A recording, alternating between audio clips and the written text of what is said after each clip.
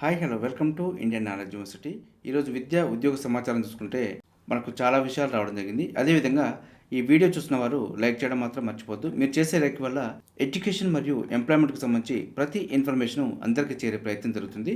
So ప్రధానంగా మనం వివరాలు చూసుకుంటే ప్రొఫెసర్లకు కలిసి వచ్చిన కాలం అంటూ వార్త చూసుకోవచ్చు. రిటైర్మెంట్ వయసు పెంపుతో ప్రయోజనాలు, 5 ఏళ్ల పెంపుతో కేయూలో 77 మందికి ప్రయోజనం అంటూ వార్త అయితే ఇవ్వడం జరిగింది. సో ఏదైనప్పటికీ వయసు పెంపుతో నిరుద్యోగుల ఆశలపై నీళ్లంటూ మరొక వార్త కూడా చూసుకోవచ్చు. వర్సిటీలో MPhil, PhD, PDF, NET, SET, JRF, సిఎస్ఆర్తో పాటు తదితర అత్యున్నత డిగ్రీలు సాధించిన నిరుద్యోగులకు ప్రొఫెసర్ల వయసు పెంపుతో వారి ఉద్యోగ ఆశలపై నీళ్లు చల్లినట్టయిందంటూ వార్త అయితే ఇవ్వడం జరిగింది.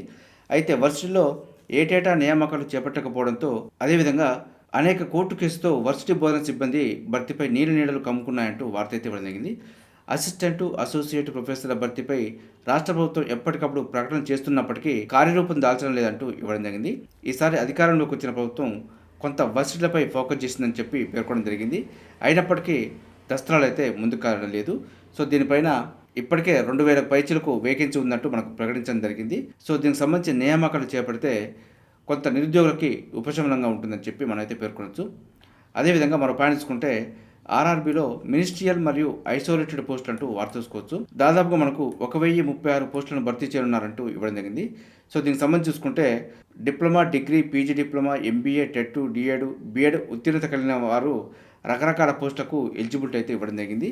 ఇందులో మనకు 1036 పోస్టులు చూసుకుంటే పోస్ట్ గ్రాడ్యుయేట్ టీచర్స్ అయితే 187 ఉన్నాయి, సైంటిఫిక్ సూపర్వైజర్ 3 ఉన్నాయి, ట్రైన్డ్ గ్రాడ్యుయేట్ టీచర్లు 338, చీఫ్ లా assistants 54, public prosecutor 20, physical training instructor 18, scientific assistant training 2 ఉన్నాయి, జూనియర్ ట్రాన్స్లేటర్లు 130, సీనియర్ పబ్లిసిటీ ఇన్స్పెక్టర్ 3 ఉన్నాయి, staff and welfare instructor 59, music teacher 10, primary railway teacher 3, librarian 188, assistant teacher 2, laboratory assistant 7, lab assistant grade 3 12 పోస్టులు ఉన్నాయి. ఈ విధంగా మనకు చాలా రకాల పోస్టులు అందరికీ ఎలిజిబిలిటీ విధంగా కొన్ని అందుబాటులో ఉన్నాయి.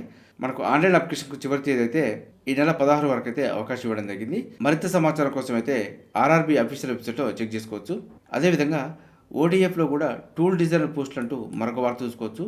మనకు హైదరాబాద్ శంకరపల్లిలోని ఆర్డినెన్స్ ఫ్యాక్టరీ మెదక్ సంబంధించి టూల్ డిజైనర్ పోస్టుల భర్తీకి దరఖాస్తులు కోరుతుంది.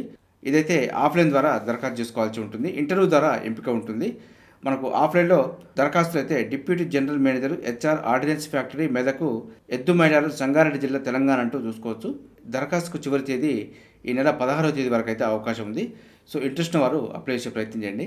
అదేవిధంగా టీహెచ్ఎస్టీఐలో కూడా ఉద్యోగాలంటూ మరొక వార్త చూసుకోవచ్చు. Project manager, technical officer, management assistant పోస్టుల భర్తీకి బీఆర్ఐసి translation health science and technology institute అప్లికేషన్లు అయితే కోరుతుంది.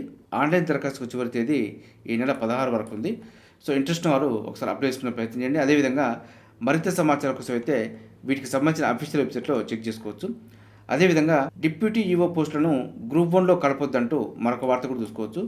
విద్యా నాణ్యత ప్రమాణాలు పెంచడానికి రాష్ట్రం నుంచి మండల స్థాయి వరకు పర్యవేక్షణ అవసరం. ఇందులో భాగంగా జిల్లా స్థాయిలో జిల్లా విద్యాధికారుల ఆధ్వర్యంలో విద్యా వ్యవస్థ నిర్వహణ జరుగుతుందంటూ ఇవ్వడం జరిగింది. అయితే వీరి కింద డివిజన్ స్థాయిలో జిల్లా ఉప విద్యాధికారి ఉంటాడు. ఇతన్నే deputy education officer, deputy EO అంటారు. తదుపరి మండల స్థాయిలో మండల విద్యాధికారి ఉంటారు. డివిజన్ స్థాయిలో ఉప విద్యాధికారి పోస్టు అనేది చాలా ముఖ్యమైనది. జిల్లా విద్యాధికారికి సహాయంగా ఉంటూ డివిజన్ స్థాయిలో పాఠశాల విద్యా వ్యవస్థను పర్యవేక్షిస్తుంటాడు. పాఠశాల విద్యా వ్యవస్థలో ఎగ్జామ్స్ ద్వారా డైరెక్ట్ రిక్రూట్మెంట్ చేసే ఉన్నతమైన పోస్టు ఇదంటూ మనకు డిప్యూటీ ఈవో గురించి అయితే ఇవ్వడం జరిగింది. డిప్యూటీ ఎడ్యుకేషన్ ఆఫీసర్ గురించి గతంలో డిప్యూటీ ఈవో పోస్టులను పబ్లిక్ సర్వీస్ కమిషన్ ద్వారా డైరెక్ట్ రిక్రూట్మెంట్ చేశారు. కానీ ఇటీవల ప్రభుత్వం వీటిని గ్రూప్ 1లో కలిపి నింపాలంటే యోచిస్తుందంటూ ఇవ్వడం జరిగింది. పీజీ డిగ్రీతో పాటు బీడీ అర్హత ఉన్నవారు దరఖాస్తు చేసుకోవడానికి అర్హులు.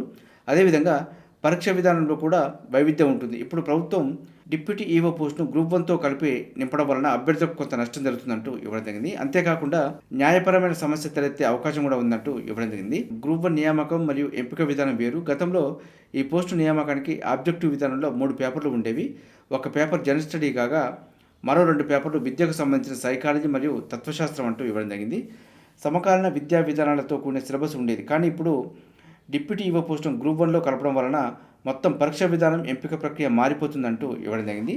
సో గ్రూప్ 1లో కలపడం వలన పాఠశాల విద్యా వ్యవస్థకు నష్టం వాటిల్లబోతుందంటూ కూడా వార్త అయితే ప్రకటించడం జరిగింది. కావున డిప్యూటీ ఎడ్యుకేషనల్ ఆఫీసర్ పోస్టులను విడిగానే పరీక్ష పెట్టి ఎంపిక చేయాలంటూ డిప్యూటీ ఈవో పోస్టులను విడిగానే నియామకం చేయాలంటూ వారైతే కోరడం జరుగుతుంది. సో ఏదైనప్పటికీ డిప్యూటీ ఈవో పోస్టును అయితే గ్రూప్ 1లో కలిపే అవకాశం ఉంది. దీనికి సంబంధించి మనకు జాబ్ క్యాలెండర్ వచ్చిన తర్వాత క్లారిటీ వచ్చే అవకాశం ఉంది. అదేవిధంగా ముందుకు సాగని ఓవర్సీస్ స్కాలర్షిప్ అంటూ మరొక వార్త కూడా చూసుకోవచ్చు. అప్లికేషన్లు తీసుకున్న శాంక్షన్ చేయట్లేదు, అధికారులు పరిశీలించిన నిర్ణయం తీసుకున్న సర్కార్ అంటూ ఇవ్వడం జరిగింది.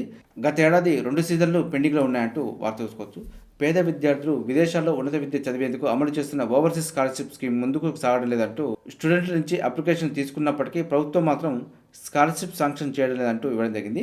రాష్ట్రంలో దీనికోసం వందలాది మంది స్టూడెంట్స్ ఎదురు చూస్తున్నారు. ఎస్సీ, ఎస్టీ, బీసీ, మైనార్టీ శాఖలకు చెందిన స్టూడెంట్స్ స్కాలర్షిప్స్ కోసం అప్లై చేసుకున్నప్పటికీ ఎంతమందికి ఇవ్వాలన్న అంశంపై సర్కారు నిర్ణయం తీసుకోకపోవడంతో ఈ ప్రక్రియ ముందుకు సాగడం లేదంటూ ఇవ్వడం జరిగింది.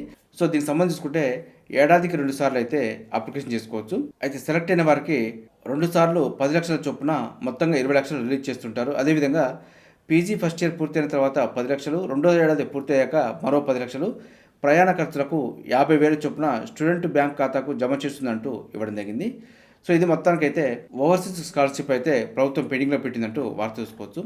అదేవిధంగా మణిపూర్ సీఎం రాజీనామా అంటూ మరొక వార్త కూడా చూసుకోవచ్చు. కరెంట్ అఫైర్లో భాగంగా ఇదైతే ఇంపార్టెంట్ అనుకోవచ్చు. ఎందుకంటే మనకు ప్రస్తుతం ఢిల్లీ ఎలక్షన్ జరిగినాయి కాబట్టి సో ఢిల్లీ ఎలక్షన్ల మీద చాలా వరకు ఫోకస్ చేయడం జరుగుతుంది. సో మణిపూర్ సీఎం మారుతున్నారు కాబట్టి కరెంట్ అఫైర్లో భాగంగా దీన్ని కూడా చూసే ప్రయత్నం చేయండి. అదేవిధంగా దూరమవుతున్న దూర విద్య అంటూ మరొక వార్త కూడా చూసుకోవచ్చు. కోర్సుల నిర్వహణలో తీవ్ర జాప్యం, నిర్ణీత కాల వ్యవధిలో పూర్తి కాని విద్య, పోటీ పరీక్షల విద్యార్థులు అదేవిధంగా ఉద్యోగార్థులకు తీరని నష్టం అంటూ వార్త అయితే ఇవ్వడం జరిగింది. సో అడ్మిషన్ 1 సంవత్సరం తీసుకోవడం జరుగుతుంది. అదేవిధంగా విద్యా సంవత్సరం అనేది మరొక సంవత్సరంలో పూర్తవుతుంది కాబట్టి 1 సంవత్సర కాలం అయితే నష్టపోవడం జరుగుతుంది. సో ఇది మనకు బిఆర్ అంబేద్కర్ ఓపెన్ యూనివర్సిటీ యొక్క పరిస్థితి అంటూ దీని గురించి అయితే కొంత వివరణ ఇచ్చే ప్రయత్నం జరిగింది. అదేవిధంగా బిట్సాట్ 2025 నోటిఫికేషన్ విడుదల అంటూ మరొక వార్త కూడా చూసుకోవచ్చు. ఆన్లైన్ దరఖాస్తుకు చివరి తేదీ 2025 ఏప్రిల్ 18 వరకు ఉంది. ఎవరైతే ఇంటర్మీడియట్ సెకండ్ ఇయర్ చేస్తున్నారో వారైతే అప్లై చేసుకునే ప్రయత్నం చేయండి. ఇదైతే మంచి అవకాశం అని చెప్పుకోవచ్చు. అదేవిధంగా సివిల్స్ ప్రిలిమ్స్ పరీక్ష దరఖాస్తు గడువు 18 వరకు పొడిగింపు అంటూ వార్త చూసుకోవచ్చు. ఈ ఏడాదికి సంబంధించి సివిల్ సర్వీసెస్ ప్రిలిమినరీ ఎగ్జామినేషన్ దరఖాస్తుల స్వీకరణ గడువు తేదీని ఈ నెల 18 వరకు పొడిగిస్తూ యూనియన్ పబ్లిక్ సర్వీస్ కమిషన్ అయితే నిర్ణయం తీసుకోవడం జరిగింది. ఫిబ్రవరి 18 సాయంత్రం 6 గంటల వరకు దరఖాస్తు చేసుకోవచ్చు.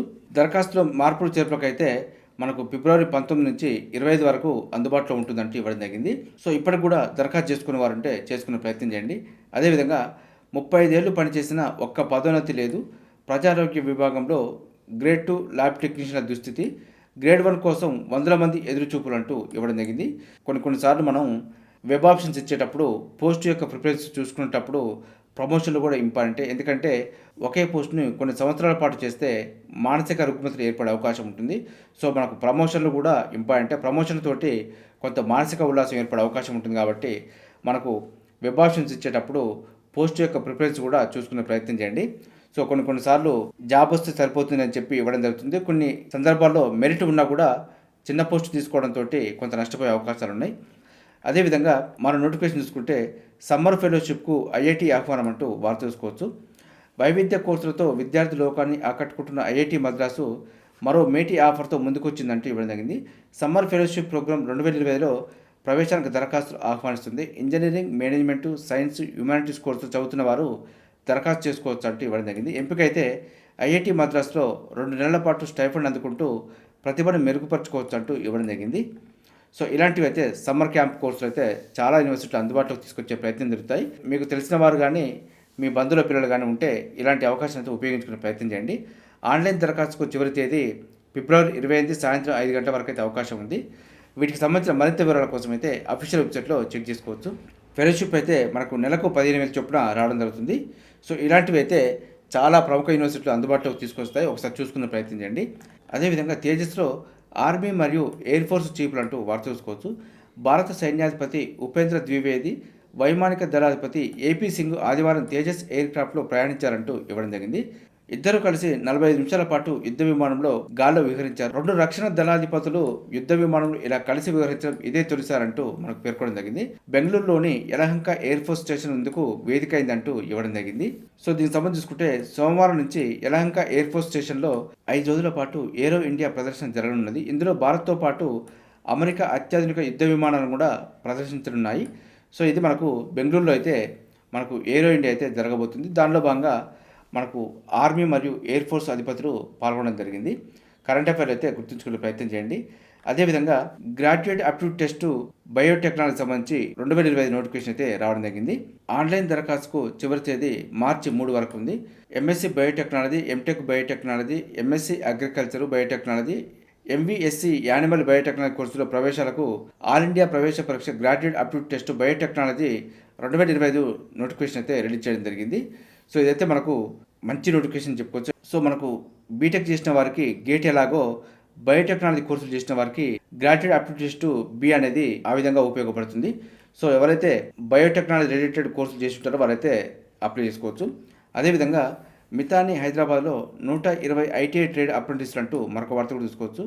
మిశ్రధాతు నిగమ్ లిమిటెడ్లో 120 ఐటీఐ ట్రేడ్ అప్రెంటిస్లకు సంబంధించి నోటిఫికేషన్ ఇవ్వడం జరిగింది.